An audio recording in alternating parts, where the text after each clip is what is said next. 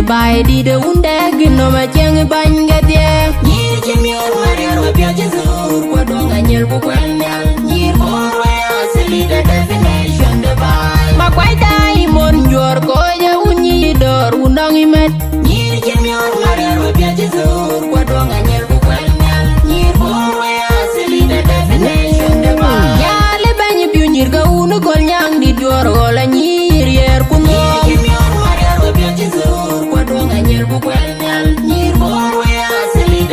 sukar jale nyale jaurir kunyali dindit kunyanu unu tong bako jale udun nyena nyi jenga jeren nyir jemion mariar we pia jezur wadonga nyel bukwanyal nyir moro ya asili the definition de ba nyir ka koir nyal pien duda nyi di un jeni pi un mugalam ka nyilung nyir jemion mariar we pia jezur wadonga nyel bukwanyal nyir moro ya asili the definition de ba di joga pin ba kor ka chingu tong de nyana bo lai pin nyir ka go kwa to nyangele je dong u ga de o ji lo nyuong ateng ni la wow en nyama bo en nyanu yo wo twin de wo ni jembe nyir moro ya asili the definition de ba di joga pin ba kor ka chingu tong de nyana bo lai pin nyir ka go kwa to nyangele je dong u ga de o ji lo nyuong ateng ni la wow en nyama bo en nyanu yo wo twin de wo ni jembe nyir moro ya asili the definition de ba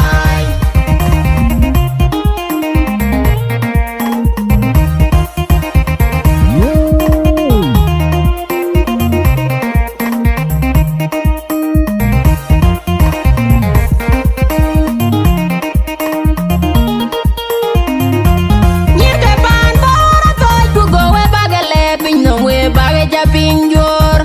ite ku nyin chang ku nyin kanga e be na nyana toy ku jor go dem ye dai lan ku dai mona jinya tong we nyir bora ya asili the definition nyir ke pan bora toy ku go we bagale pin no we bage ja pinjor ite ku nyin chang ku nyin kanga e be na nyana toy ku jor go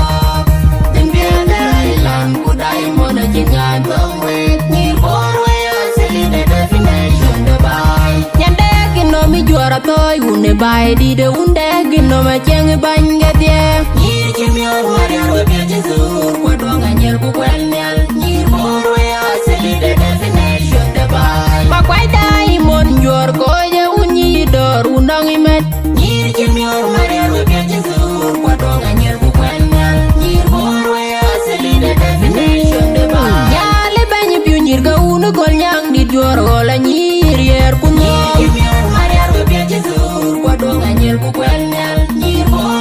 sukar jale nyale jaurir kunyali dindit kunyanu unu tong bako jale udun nyena nyi jenga jeren nyir jemior mariar we pia jezur kwa donga nyel bukwanyal nyir moro ya asili the definition de ba nyir ka koir nyal pien duda nyi di un jeni pi un mugalam ka nyilung nyir jemior mariar we pia jezur kwa donga nyel bukwanyal nyir moro ya asili the definition de ba di joga pin ba kor ka chingu tong de nyana bo lai pin nyir ka go kwa to nyangele je dong u ga de o ji lo nyuong ateng ni la wow en nyama bo en nyanu yo wo twin de wo ni jembe nyir moro ya asili the definition de ba di joga pin ba kor ka chingu tong de nyana bo lai pin nyir ka go kwa to nyangele je dong u ga de o ji lo nyuong ateng ni la wow en nyama bo en nyanu yo wo twin de wo ni jembe nyir moro ya asili the